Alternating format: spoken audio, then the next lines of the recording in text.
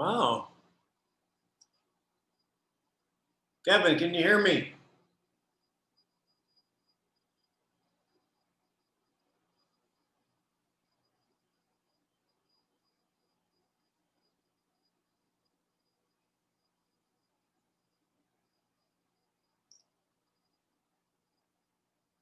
Hey, James. Hello. What's up, man? That's Kevin, Very right? well. Kevin, you're the you're San Fran, right? Yes, sir. Got it. And how are you today? Doing awesome. Awesome. How was the meeting you had yesterday with KW? Oh, Bold? Bowl? Yes. Yeah, the presenters I thought did an awesome job. It was they had about 6,000 or so on the call, and they did a really good job. A lot of good feedback. Nice. Very nice. So thanks for being on the call today, Kevin. I'm telling you, I'm not exaggerating. This is the highlight of not my week, not my month, not my year, but of my life. People that I talk to that are new real estate agents just don't know what it was like. My dad started real estate in 61 when I was very young. I got my license in 77, and it's a whole different universe. And you are the best representative of this universe I've ever seen anybody in any business do. It's remarkable. And I'm not exaggerating. I'm not just trying to be nice. I am 100% serious. I tell this to everyone I know in and outside of real estate. So You're awesome. Thanks for being on. Appreciate you being one of the faithful out there. James, good to have you. Thanks. Good to be here. We got a few more minutes, maybe just a few more seconds before it's top of the hour. We'll be ready to go. We've got a kind of a cool thing going on today that I think you're going to like. We had a couple of requests come in, which we're going to take care of, cover those probably up front. And then I'm going to ask you a riddle. And I've asked this to hundreds and hundreds of other agents, and no one has come up with the right answer. However, I think you guys are smarter than the average bear. So I see it's 1 o'clock. Good afternoon, good morning, depending on where you are. This is Danny Grimes coming to you from Fort Myers, Naples, Florida, bringing you Scripts and Survival for a C19 market. And I tell you what, I can't wait to C19's out of the way. Then we'll just rename it. We'll still talk about Scripts and Survival, and we'll be and thankful that the C19 market's over with. Now, the byproduct of the C19 market's been pretty awesome. A couple things I want to go over housekeeping-wise, particularly because, as you know, right now these classes are typically Tuesdays and Thursdays. We lost, I think maybe a couple people got confused. I appreciate you guys being here on time and on the right day. I'm going to show you basically the new schedule. If you look at the screen behind me, over the next 3 weeks or 4 weeks, it'll be 3 more Wednesdays, I believe, after this one. But mark your calendars. Instead of Tuesday and Thursday, we'll be meeting on Wednesdays. Those are the dates. It's 3 consecutive Wednesdays. And if I got my calendar right, that should lay out the 28th, the 4th, and the 11th. And same time, 1 to 2 Eastern time. So please mark your calendar, invite your friends. We'll be covering some good stuff. Next, I got some regulars on the call here. However, if you're new or maybe eavesdropping on Facebook Live, if you've not subscribe to my Denny Delivers Facebook page, please do that. And all these calls are recorded and posted there for you guys to review. And I've had some great feedback from people that are reviewing them. So I've had a couple of people that have emailed me throughout the last week on some situations they wanted to cover. So I thought we'd go there, and then I'd have the surprise riddle for you. So let me go over the first one. Now, as you know, it's worth writing down. I always say this every week. We practice my method of karate, so to speak, of question-based, listening enhanced, conversational scripts. So everything is question-based. We follow a very simple roadmap, a very simple model that you always acknowledge, you isolate, which is unload, then unpack, you answer, and then you close. You guys probably have that down by now, and I'm going to give you an opportunity here in a few minutes to tackle some of these little riddlers, as I call them. Okay, so an agent sent me an email saying, hey, listen, would you do me a favor? How do you handle an incoming buyer call? Well, this is almost a lost art. I mean, go back in the days when, before the internet, you had ad calls, which you can still have ad calls. People can call off Zillow and people can call off signs. Southwest Florida, more and more communities are putting sign restrictions in, no signs or maybe really small signs. And of course, a lot of the calls are coming from the internet, Zillow or whatever website you happen to be on. What's interesting about the difference in the twist there, typically in the dark ages, olden days, when buyers called on a sign or in an ad, many times the price wasn't listed in the ad, and certainly there's most of the time no price on a sign, so you kind of knew what one of the first questions were. We teach in bold, and I teach my team kind of the 5 second, I don't want to say 5 minutes. It's really, you have very few seconds to make a connection. Now, what I want you to write down, and if you haven't memorized this, I want you to not only memorize it, I want you to internalize it. It's, you have the dominant person in the conversation, and then you have the person who's controlling. And so I ask agents all the time, which one do you want to be? Do you want to be the dominant or do you want to be the controlling? It's kind of like, it sounds like a less filling tastes great situation. However, it's not. We don't want to be the dominator. The dominator is the one who talks all the time. And if you've been with me for any length of time, and many of you have this skill mastered, is we want them to do the talking. Why? Because what they have to say is a lot more important than what we have to say. We want to do the listening. We want to be the controller. And that the controller is the one that asks the question. So for example, James, I see you up. Are you mic'd? Yes, I am. All right. So, this is not role played. And so let's just wing it. I'll see if I can demonstrate for you what we teach our team on the initial call in. All right. Ring, ring. Hello, this is Danny at Keller Williams Realty. How can I help you? I was thinking about buying a house. Yeah. Okay. So you're calling on 111 Main Street. Okay, I'm looking at a house on 111 Main Street, please. Awesome. Are you in front of the home now, Jay? Oh, I don't know your name. Are you in front of the home? No, I just saw it online. Oh, that's awesome. My name again is Denny Grimes, and your name? James Cassiola. Oh, hi, James. May I call you James? Sure. Great. And in case we get disconnected, how can I reach you right back? Best number would be 602-444-3939. Now, clearly, I mean, I don't know if there's any, I'm going to step out of role just for a second. I don't know if there's any fisher people out there. However, when you go fishing, you got the fish is, maybe sniffing the worm or whatever it happened to be, and you're watching your bobber move up and down. You've got to use a little bit of tact here. And notice what I did. Who was asking the questions? I was. He wants to know about the house.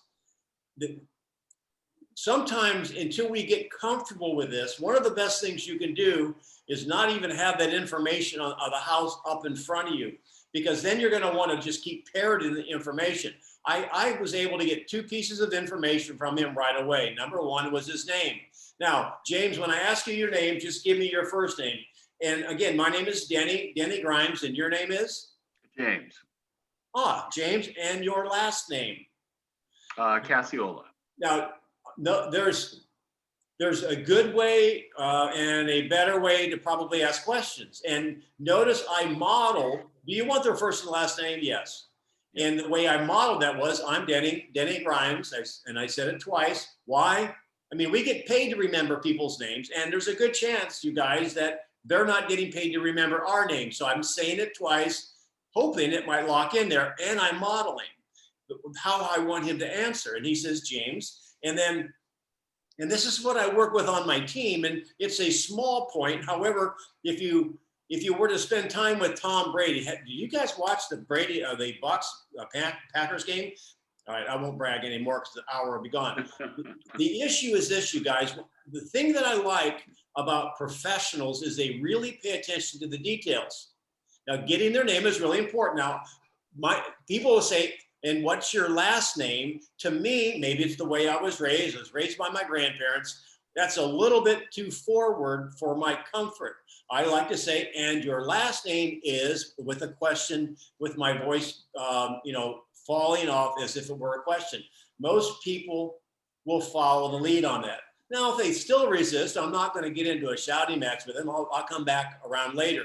However, a lot of agents don't get the name. Why? Because they focus on the property instead of the relationship. What would you like to know about it? What's the price? Blah, blah, blah. When the buyers start asking you those questions, who's in control? The next piece of information I've got, I didn't say, you might be on your cell phone. And some of my agents in the role play make a simple mistake by looking at the phone. Oh, is the best number to reach you at blah, blah, blah, blah, blah, blah. Well, yes. Well, maybe that's not their cell phone. I want their cell phone. Why do you think I want their cell phone, guys? So you get in touch with them. Yes, well, I can get in touch with them from a landline too. No one picks up the landline today. You can text them. No one picks up a landline, David. Is that what you said? Yeah. Oh, well, I don't even have one. No, I want it because their phone is generally with them anytime, anywhere. So what if they're out looking at the property and you're attempting to reach them and you have their home number? Good luck. And we can send text to them. So that's what I say. And the best number to reach you, or even better yet, what's the best cell number for you, to be more specific? So in the first 5 seconds, I've established name and phone number. All right, so we'll go back. James, you still there? Yep, still here. All right, so I understand you saw it on the internet. What would you like to know about the home? Is it still available? Well, I'll tell you what. Why don't you let me, what was that address, James? It was 111 Main Street. All right, well, so give me a few seconds while I pull that up. And so now when you do that, you guys have, you figured out how, it may be right in front of you. It may be your house and you have all that stuff memorized, or your listing, you have all that stuff memorized. I'm going to say, while I get that information in front of me, I never lie on the phone. So make sure if you have that piece of paper, you set it off to the side. Then you can say, when I get that information in front of me. All right, so while I do that, James, so are you in the market to buy a home? Yeah, we're thinking about that area. So just was trying to get an idea, pricing and what's available. And Yeah, awesome. Features. What price range do you feel the most comfortable in? looking at about the 4 to 450 range. Okay, so this home is coming up, James, and I see that it is available. Would you like to make an appointment to see it? Well, I'm not sure what my schedule's like right now. Can I just go by and look at it? Well, absolutely. I mean, you have the address, right? Didn't you already go by it once? No, I just saw it online. Like I said, I haven't driven by it yet. Okay. Well, do you know when you might be driving by? Because if you happen to like the outside, I might be able to get you access to the home. How would that sound? Yeah, that sounds good. Yeah, I was probably going to take a look at a couple different areas later today and tomorrow. So maybe I get back with you on taking a look at the inside later if I like the outside.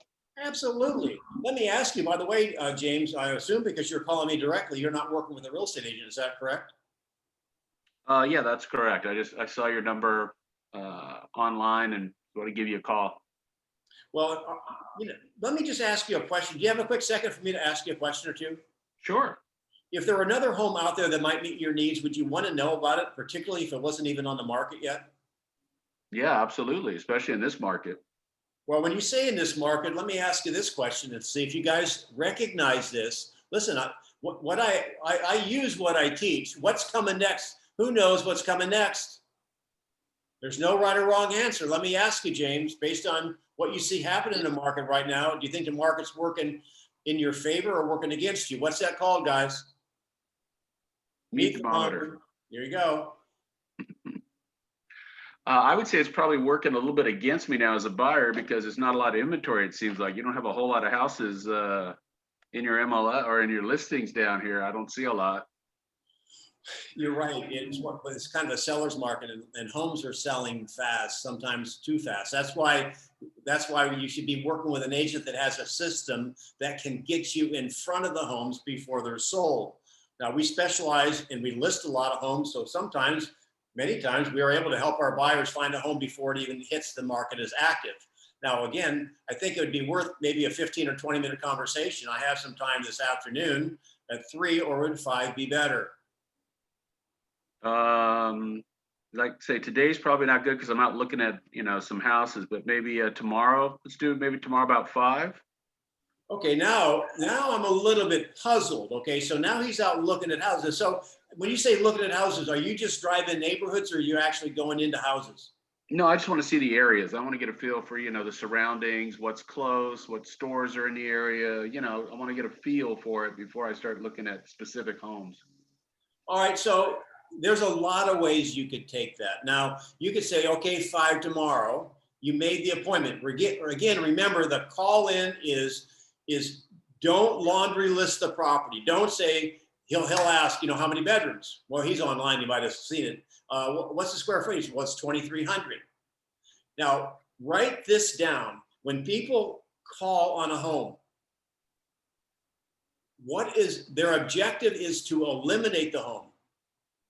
Because you know what, if they can get it off their list and where they can focus on homes they really like. So if they keep asking you questions and you answer the question and then let them ask a question and what's the maintenance fee? How big is the backyard? Do they allow, can you raise alpaca in the backyard? I mean, all those types of questions is basically, you can answer it. However, they are in control. They're shooting arrows at you and you're running from them. You want to take control back. And you do that by closing for an appointment. That's the goal. So going back, as I put a bow in this one, is this. What's your thought on, okay, I'm available at 5 tomorrow. What would you do? Would you feel like you won on that by having an appointment at 5?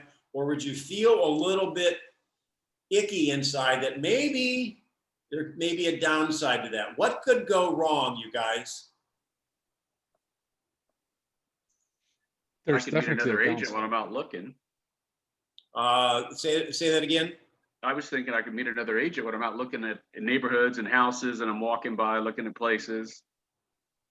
Absolutely. So now that now they're driving around looking at homes. So now that the experience has taught me, okay, if they want to meet me in 3 or 4 weeks, a lot could happen. They want to meet me tomorrow at 5 o'clock. A lot could happen in this market. Open houses, walking into a builder. Say, well, let me ask you something, James. How would you feel if one of the homes out there right now was the perfect one for you, and today was the opportunity for you to look at it, and it may not be available tomorrow? Would you want to know about it today? Yeah, I mean, if it was the perfect home, sure. So I've got an idea. What if we just spent the 15 minutes in the office and let me show you what's available? Then you can look at them if you want, or if you'd rather just drive through the aerials like your plans were anyway, you could do that. I'm available probably in about 30 minutes. Or would you like to meet me right after lunch? But yeah, 30 minutes would be good. See, I mean, there's a lot of ways to play that. He is being somewhat cooperative. However, I have learned that not always, the most uncooperative people may not be the most motivated. It's not always true. However, if you cut yourself chopping up onions and your fingers half fallen off, I hope you're not eating lunch right now. You're probably pretty motivated to go see the doctor emergency room. You're probably not going to stop and pick up the dry cleaning and this, that, and the other. So if these people really want a home, is time of the essence. So if they attempt to delay, don't take that at face value. So, Denny, yeah. Denny, can we go off that just for a second, off the script? What I was wondering, like, what do you guys do, and how do you handle when you do your Facebook ads, and you get people that are inquiring, but they seem to be really low motivation. They just checking, they're just looking, they're just I just saw it online. How do your people and how do you usually deal with that kind of prospective buyer? Great question. I get this all the time. In fact, that was one of the questions that came out in the chat yesterday in the bold. We were talking about Facebook leads. So if I can make a silly example, if you don't mind me being like corny, imagine someone that's separated, going through a divorce, it's going on and on and on and on. And okay, so might they start, dabbling in the dating the dating sites, maybe. Now they're not really motivated yet. However, they're starting to look. although that's a corny example, many times that's what the Facebook buyers are doing. They are basically early in the conveyor belt situation. Not always, don't assume that. Many times, and this is where agents kind of fall off the rails, is that they treat them like an open house. Somebody walks in an open house. And those folks, generally speaking, are closer to the buying process than a Facebook lead. I'm looking at, I've been a pilot for 35 years, thinking about getting back into it. And so I've been playing around on the internet and looking at airplanes. Am I anywhere close to buying an airplane? No, I just have a little itch. So the trick into a Facebook lead is that you don't spam them to death. You attempt to send, this was my advice to the person yesterday. What can you find of value? Many times it's going to be a one-way communication. In fact, how do the big boys do it? I don't understand the technology. However, I know that when I was considering just a couple weeks ago, a flat top grill. I don't know if you guys have a flat top grill. I went on Facebook and I said, hey, look, I've seen Blackstone advertise, and I don't do research to the nth degree. However, I wanted to find out the pros and cons. So Facebook, hey, who has a flat top grill? What can you tell me? And I went on a website. Well, before I knew anything, what was showing up on my Facebook ad, the ads on the Facebook? What was coming somehow into my inbox? How they do all that, I don't know. However, do they ever stop? No. No. I gave money to a couple people running for office, and the text never stopped.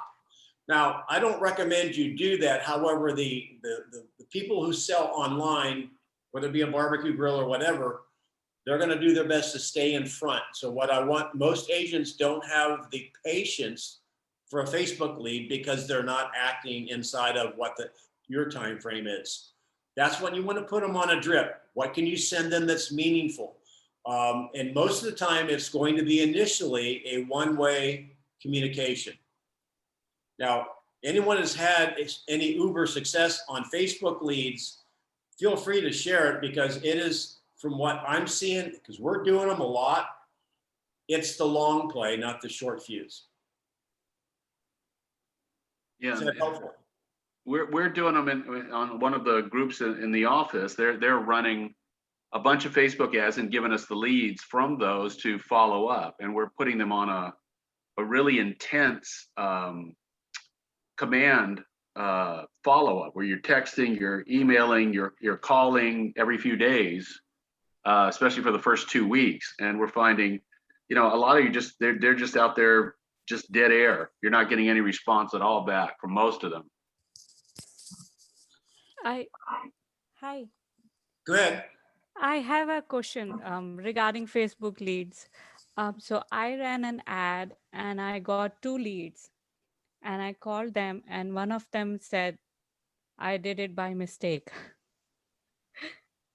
Okay. I don't know. How do you respond to that?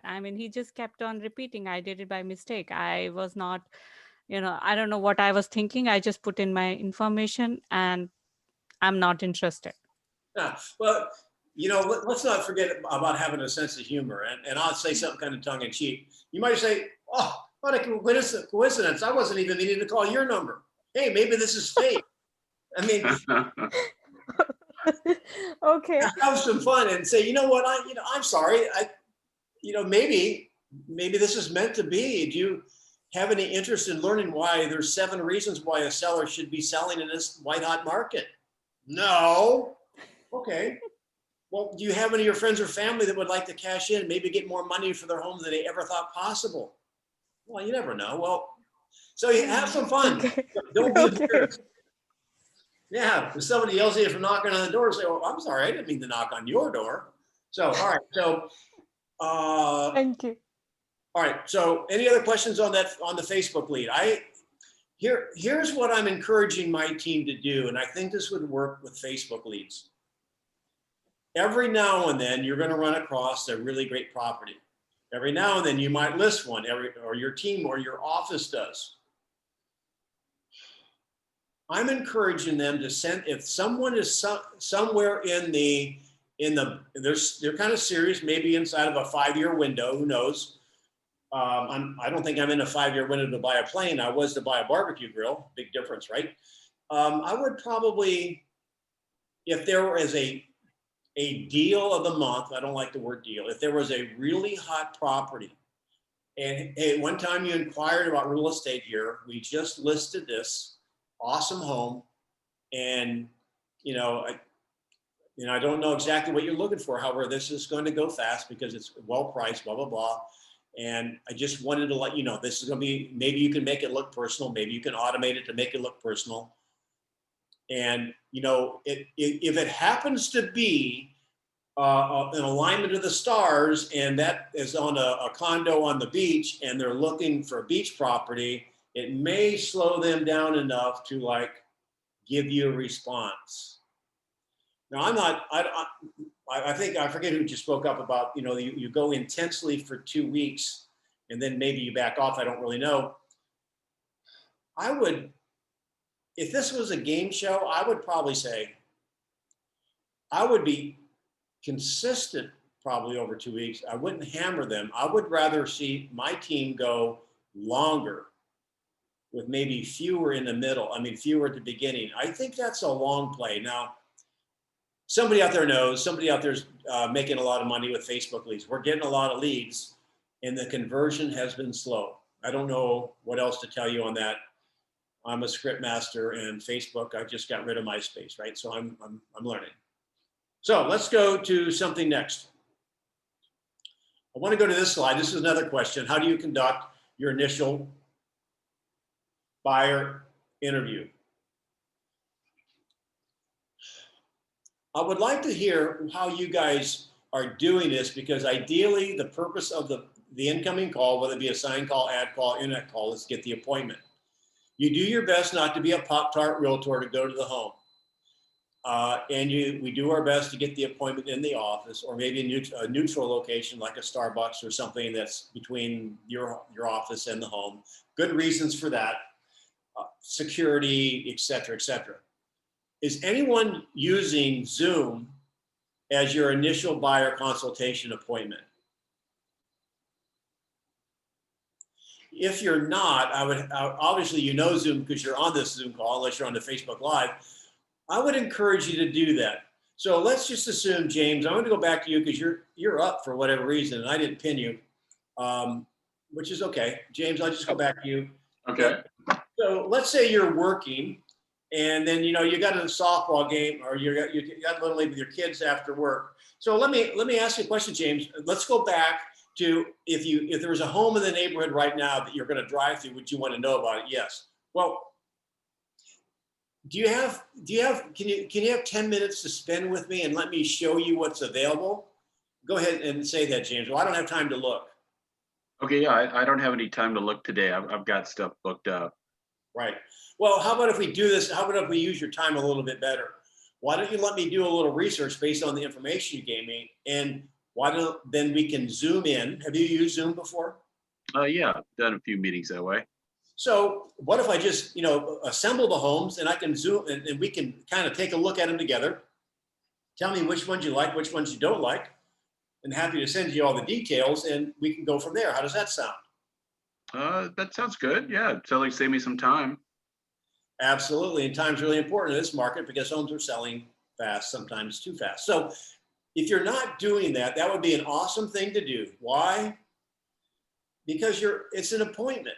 You're having a relationship, you're sharing stuff, and you're going to go through the homes and say, okay, well, here's the 4 I found, and walk through the photos. And hey, James, I'm going to go through these, and if it's definitely no, we can skip it, go to the next one. If I'm going too fast, like on the photos, just ask me to slow down. And I think it's an awesome thing to do if you're not doing it. And in this COVID world, that they may be more comfortable about that. And the other thing I really think is a bad habit, I get after my team about doing this. On the last thing I'll say about the ad call is this. Well, what's your email address? I'll send you some listings. Well, you're almost guaranteed not to get them to work with you, because if you're busy in this market, and most people are, I worry about you having your time managed enough that you will remember to get back to them in a timely manner. I don't even I'm not even a big fan of setting up our buyers in this particular market on the MLS drip or portal or whatever. And, you kind of it's kind of like you dial Babysitters R Us and you set them up on a portal. And then I had one agent that just would think if I did that over time, they're a year away, and my agent's not talking to them at all, that somehow the MLS babysitter they're going to call, oh, finally saw this house. Oh, by the way, they don't even know who's sending them to them anymore. So it's a bad habit to get into with anything that anybody who's motivated. Obviously don't set A buyers up on a drip. Those are calls. Those are calls you should be having daily. You might want to do that to a B and C.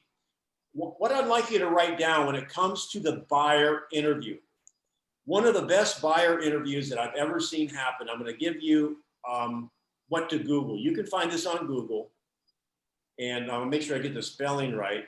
I want you to Google Nikki, Nikki, Ubaldini. Hang on a minute.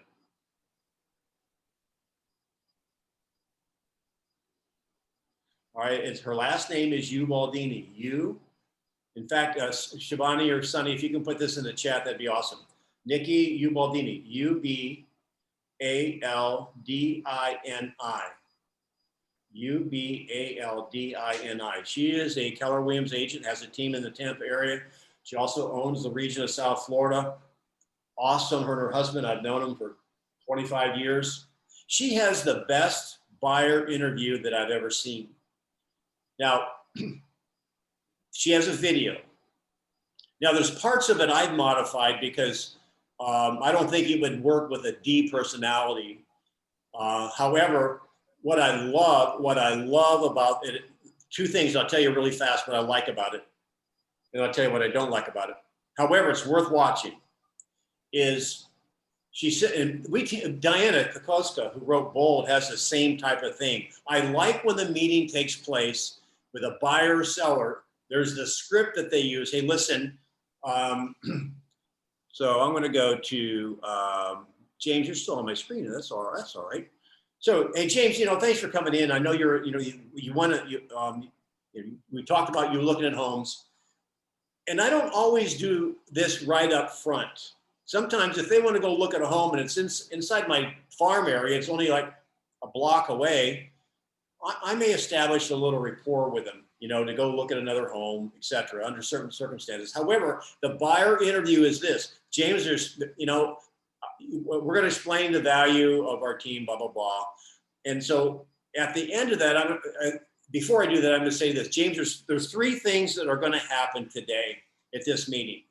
The first three potential outcomes. The first outcome is that you might really like what I have to say and think we add value to your home shopping process, and you will elect to hire us to help you find your next home.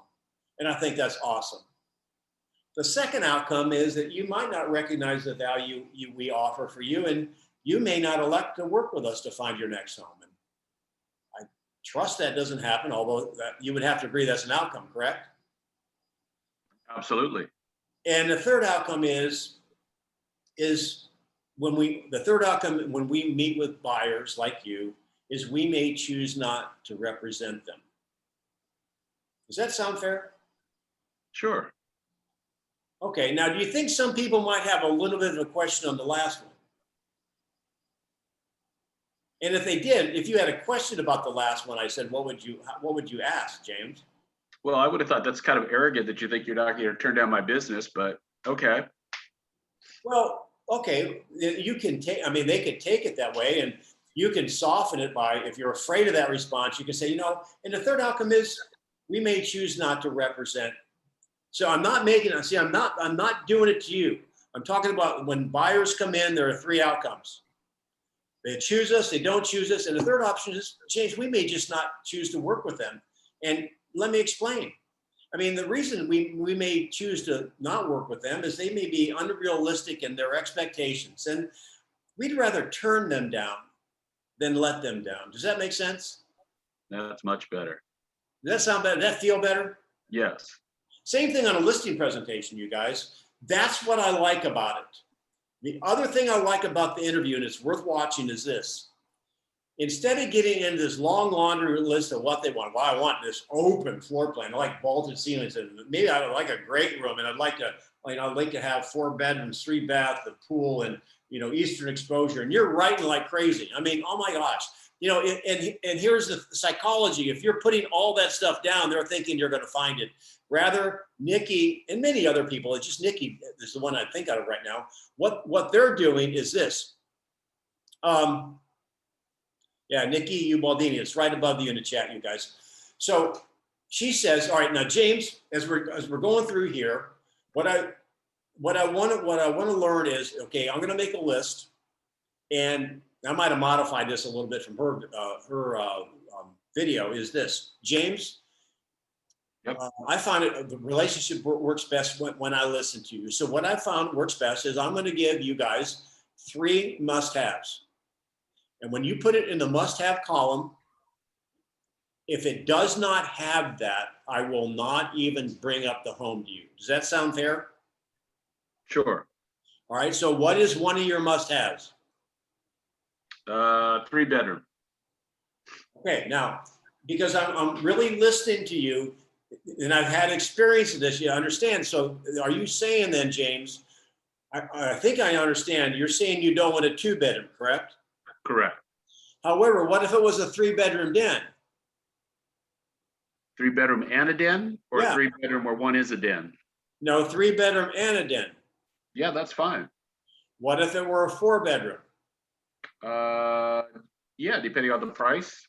You see, you guys, as you start to develop this is the buyer interview. What they're really looking for is you want to get clarity. Most people, if they said 3-bedroom, okay.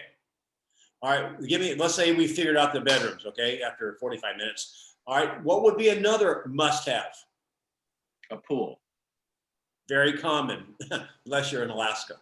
All right, so are you saying, James, okay, when you say that a pool, that means, are you asking me never to show you a home that does not have a pool? Well, I'd prefer to find one with a pool, so I'd like to start there, and then, if we can't find anything that has a great pool, I would consider maybe getting one that doesn't.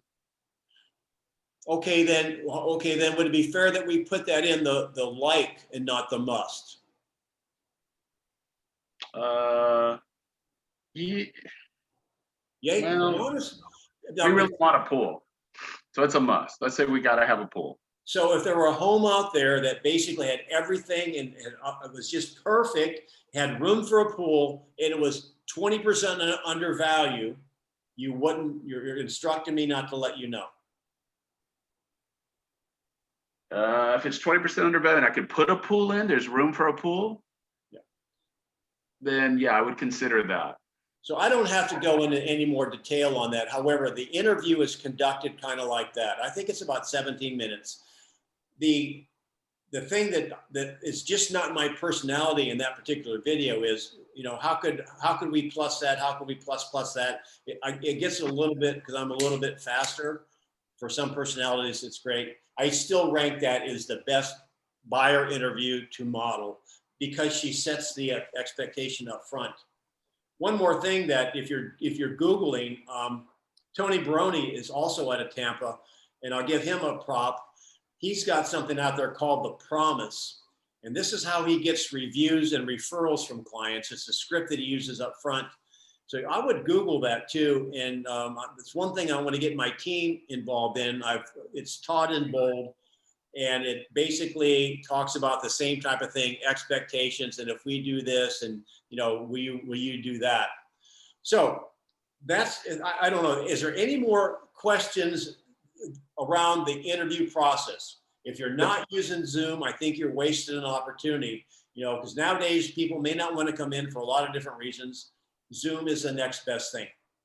Danny, do you use like the buyer lead sheet that, has all the basic motivation and finance questions on it? Do you just kind of ever just go through that just to check off all the boxes?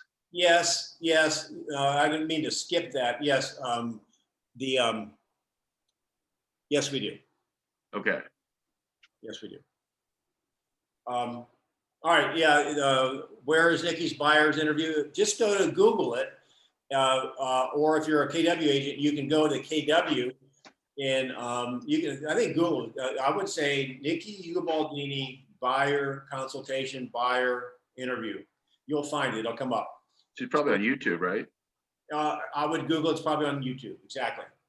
Now here's my riddle. Are y'all ready for the riddle? Sure. All right, so if anybody gets this, I will definitely give you 2 tickets to Greece. Here's the riddle. We've all looked at houses, many of us list houses, and have you ever been in a home that had a bad odor, right? I mean, you name it, there's some things out there that cause a house to really stink. But the riddle is this: what is the odor that if you smell this as you walk in, there's a strong probability that you will never sell that house?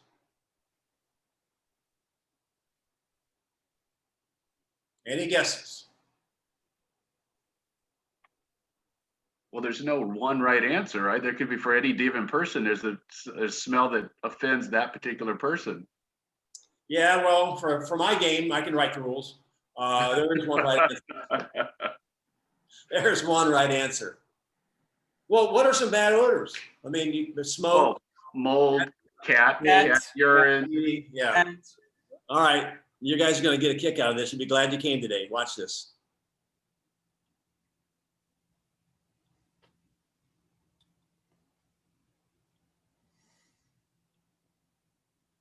That's it. When you smell Kool-Aid, it's going to be hard to sell that home. Why? Am I sharing screen? Can you see that? Yeah. Yes, I Yeah. can. All right. So are you guys scratching in your head thinking, Danny, you're off your rocker today. You were much better on Tuesdays and Thursdays. Wednesday's not your day. Here's the deal. I said it. Here's why. Here's why. If you look in the Urban Dictionary, Kool-Aid it came from Jim Jones, where they were kind of a cult of people and they drank Kool-Aid and committed mass suicide. And I don't know if it would meant anything prior to that, but then they started calling people, in fact, they call Keller Williams people Kool-Aid drinkers, which means if you drink the Kool-Aid, you're following in some sort of belief system that may not be real. And how I mean this, you guys, is this: if the seller can get the agent to drink their Kool-Aid, there's no way that house is going to sell. I get you. Does that make sense? Mm-hmm. Like, hey, listen, my house is different because my wife, I'm a builder, right? I built this house, it's all solid concrete, and I let my wife decorate it. And, and I know she likes sponge painting, it's everywhere. However, I've got like Italian marble over there, and that came from my grandmother's farm in Bethlehem. So, I mean, it's got and you start, how many listing agents out there believe their house, well, it's not overpriced. You ought to see this house is this and this. It's been on the market since Nixon was president. They start believing the seller's mantra. Now, the next question that I'm going to show you, or the objection, is what was sent in is a Kool-Aid statement. This was what was sent in. How do you handle when you're working with a for sale by owner, and I'm just going to go off screen share here just for a moment, because I have it right here.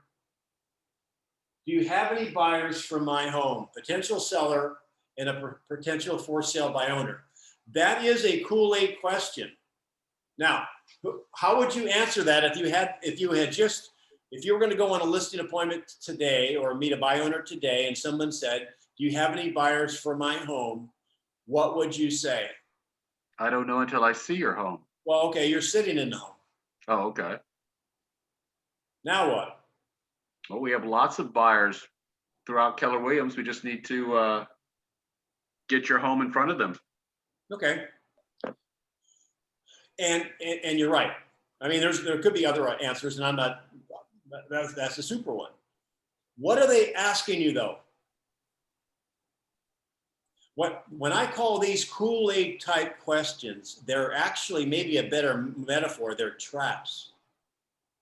Do you have any buyers for my home? If they're asking you that, and you say yes, many agents will say yes. What if you said no? Do you know what and here's what I want you to start thinking. And I've got probably, I'm not going to go through all of them today. I probably have 15 or 20 of these. What do you think the seller wants you to say? Yes, of course I do. Okay. And is it possible though that are there agents out there that will say yes even if they don't? Yeah. Yeah. And is it possible then if the seller uses that question as a criteria to hire the agent, as opposed to you're honest and you sell 4 times the more houses than the person who just said yes, and well, I have to check with the office. I mean, I have to expose that we have a lot of different buyers. I don't know if I have a buyer for this house yet. Is it possible that the seller could choose the wrong agent because they answered that question? Yeah. Oh, yeah. Yes. Yes. So here's what I want. Now I'll start sharing some of these with you. I won't put them all today. Like I said, these are danger, Will Robinson, red flag, Kool-Aid type moments, because when they say, do you have any buyers for my home? That's the Kool-Aid. That, well, would it matter? This is what I would say. And this is how I want you to think.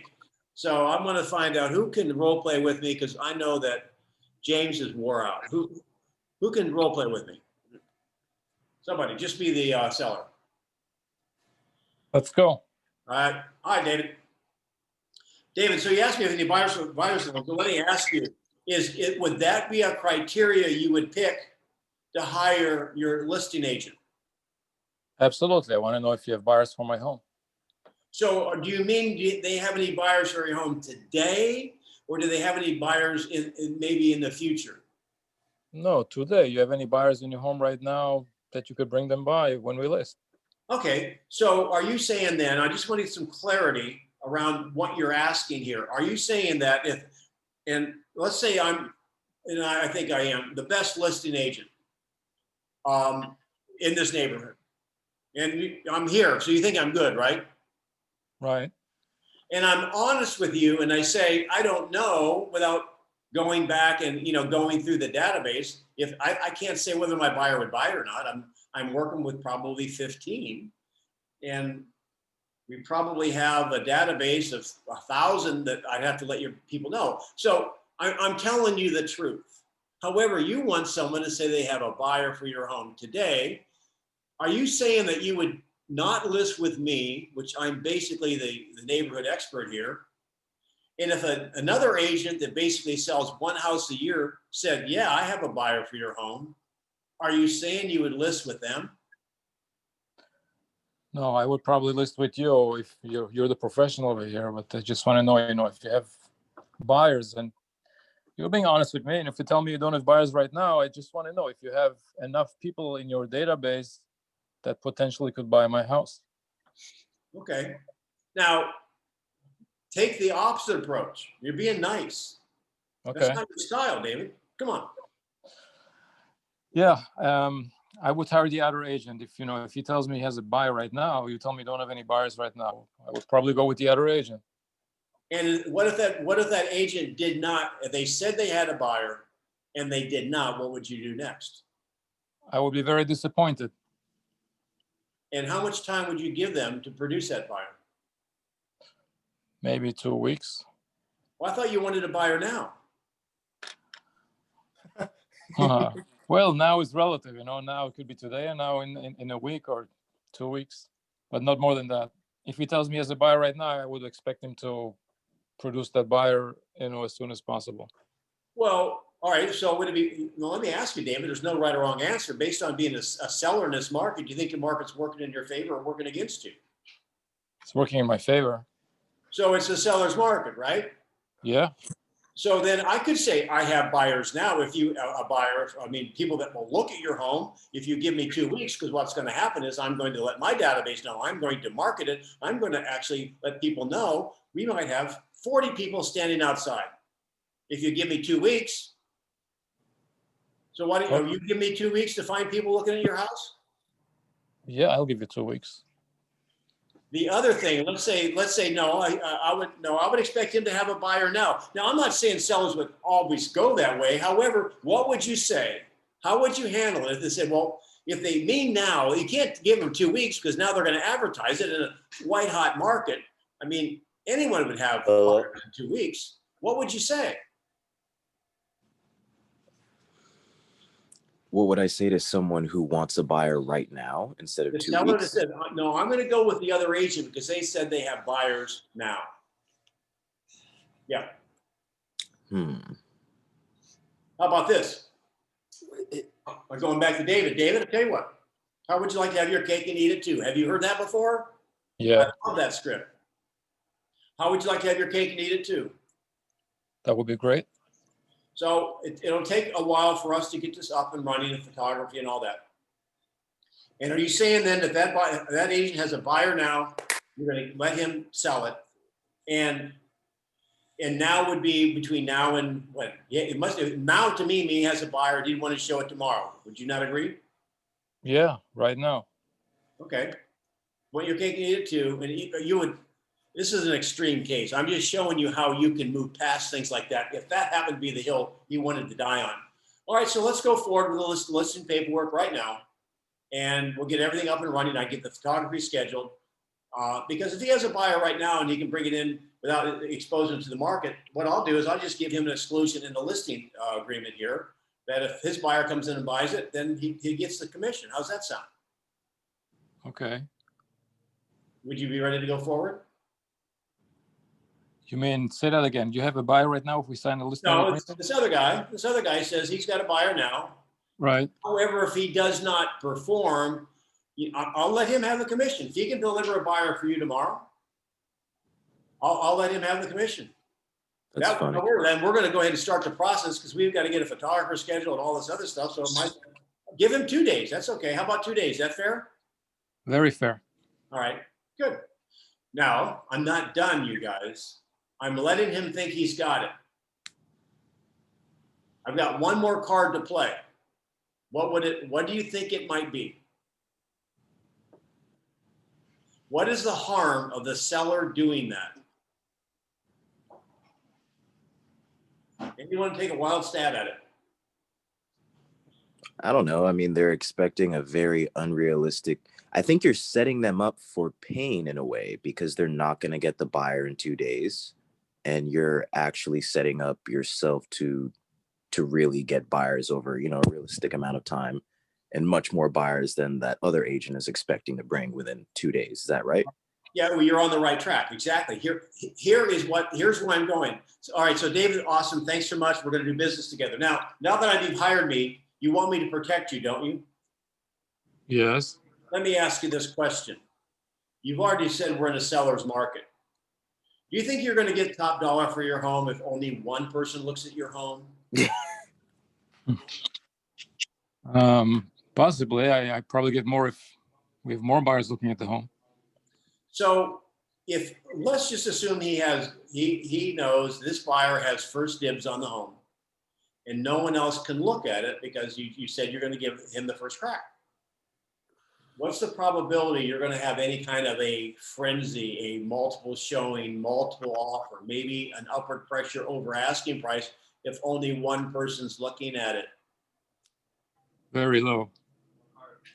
So again, I would like to have your cake and eat it too with no downside.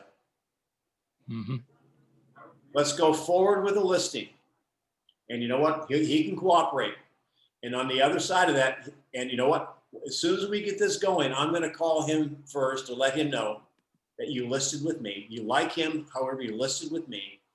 And I'm going to expose it to the market. His buyer will have a little bit of a head start. And our buyers will have access to it too.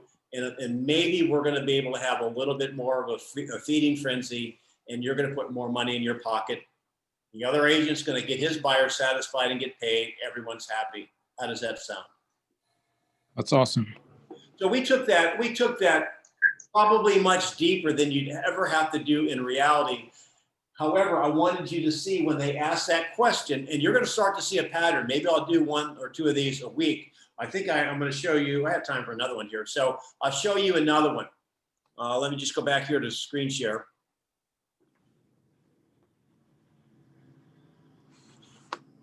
That's one. Do you have one? Now, you're sitting with a seller, and I'm going to give you both sides of this one. And the seller says to you, my last agent never showed my home. What is the danger? There's a danger in the question. I want to see if you recognize the danger.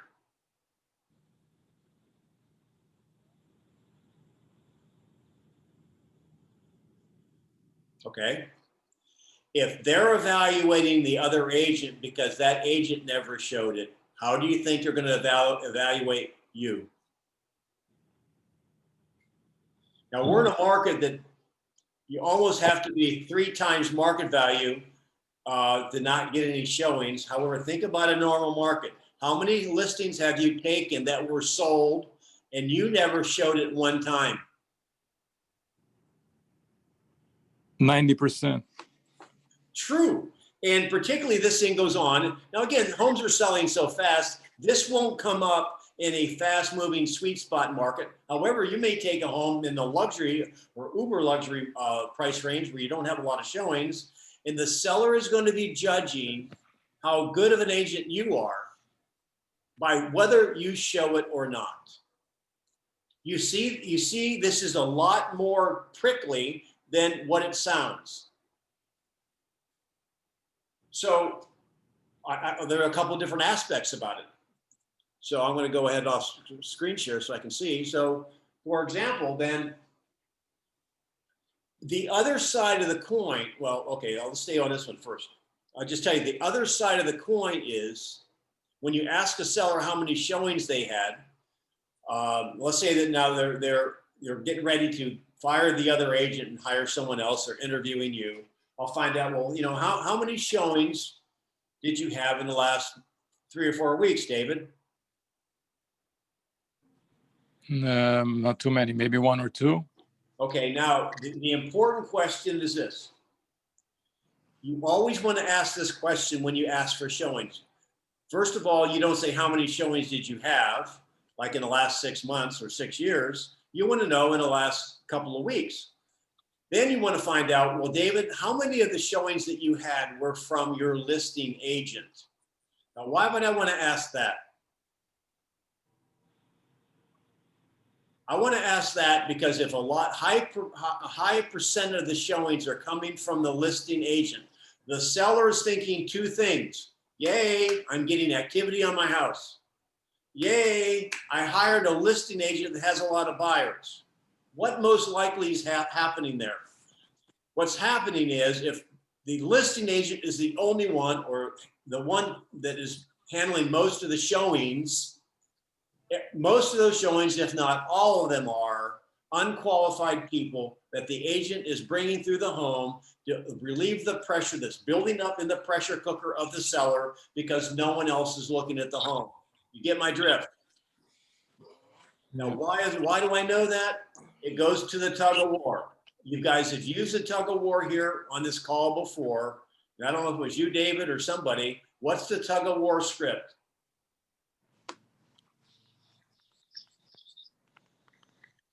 Anyone brave? Oh, my mouth's getting so dry. I'm talking all the time. Here's the tug of war. David, you're the seller. So, David, let me ask you, you watch, there's a tug of war going on, and there's me holding one end of the rope, and there's about 1,500 agents that work this area of New York, and they're on the other end of the rope. Who do you think will win the tug of war? The 1,500 on the other end of the rope. Right. And the reason I use that analogy is this. I know you might be concerned because I didn't have any buyers for your home. You know what I'm concerned about? Why didn't the other 1,500 agents have any buyers for your home? You got to get them off this because 90% of the time these homes are selling and you're not showing them because you don't have a buyer for it. And why isn't the house selling? Because it's not priced right. However, they're judging the fact, they're judging you because one, they're not getting any showings at all, and you're not showing it.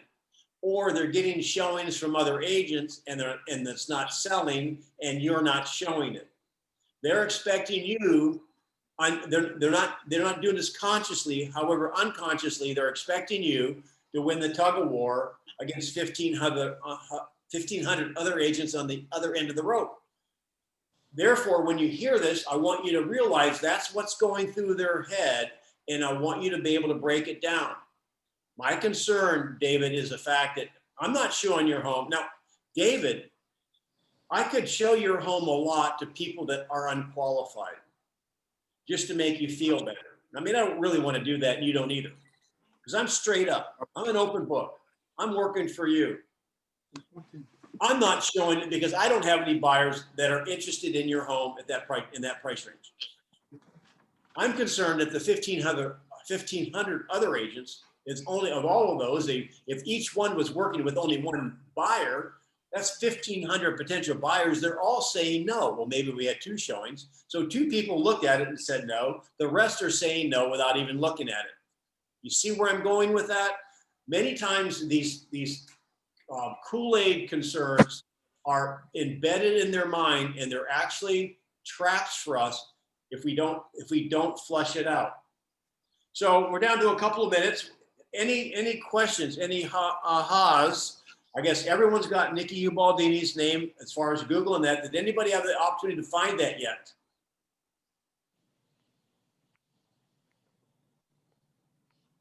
Is anyone out there actually, or just maybe a bunch of fake? Yes. It's in the chat. Oh, it's in the chat? Yes. Oh, got it. All right, go to your chat. Thank you for sharing it. Yeah, I would definitely look at it today. Yeah, I would watch that. She is excellent at that. So give me some ahas. Take me out happy. What were your ahas today? I never thought about the Kool-Aid before. Well, there's a lot more of those. I'll start sharing some. I forgot about it until today when I got this. Do you have any buyers from my home? I said, oh, that's a Kool-Aid one. Anybody else? All of them are good pointers for me since I'm new. Awesome. Thank you. Okay, well, you guys be careful out there. I'll see you next Wednesday. If I can help you, send me an email at coachdannygrimes@gmail.com. Thank you Thanks, very Dan. much. Thank you. Hi, Danny. Thank Thanks. you. Thank you. Very, very, very illuminating. Thank you. Thanks, Denny.